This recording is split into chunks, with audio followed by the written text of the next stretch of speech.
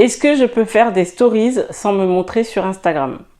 Oui, c'est tout à fait possible et on peut le faire. Mais à quel moment est-ce qu'on doit le faire? Est-ce qu'on doit le faire tout le temps? On en parle dans un instant. Alors avant tout, je me présente. Donc moi, c'est Fanta Barou. Je suis consultante et coach marketing et je vous aide à vous rendre visible sur les réseaux sociaux, spécifiquement sur Instagram, à créer une marque forte. Je vous aide à faire ressortir les atouts cachés et on dit stop au blocage ensemble. Parce que si vous n'êtes pas encore visible, c'est que vous avez des blocages. N'attendez plus. Je vous propose des coachings personnalisés et des formations en ligne et une formation donc en ce moment qui est offerte sur Instagram. Comment être visible sur Instagram sans être un expert des réseaux sociaux? Vous avez toutes les informations dans la barre d'informations. Et abonnez-vous parce que je suis encore dans mon challenge des 100 jours et je sors une vidéo tous les matins et vous allez avoir la petite vidéo courte pour changer les choses dans votre business.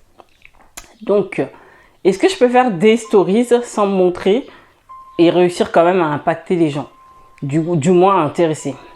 Alors oui, c'est possible. Alors, lorsque moi j'ai commencé, donc je vais vous raconter une histoire. Lorsque moi j'ai commencé les Instagram, je me voyais pas en fait me montrer parce que j'étais pas encore pas du tout coach Instagram puisque je commençais Instagram. Mais je savais que tout ce qui était développement personnel, je pouvais le partager. Et j'estimais que pour le moment, c'était pas utile de montrer parce que je savais pas encore sous quel angle et que je venais de débuter. Donc je me disais, je suis sûre que je peux partager un message et avoir de l'impact. Et c'est ce qui s'est passé en fait. C'est que je filmais ma télé. On s'est même moqué de moi, mais je m'en fichais. Je filmais ma télé et je passais les messages par thème que j'avais à passer, tout simplement. Parce que j'ai pas attendu d'être prête et je ne voulais pas attendre d'être prête pour passer un message et de vouloir me montrer. J'ai voulu le faire étape par étape et je pense que c'est la chose à faire et j'insiste avec mes clients à ce niveau-là. N'attendez pas d'être prête, faites-le à votre niveau, tout simplement. Donc je filmais ma télé et je le montrais. Donc moi je pense qu'on peut le faire si on a des vrais messages à passer.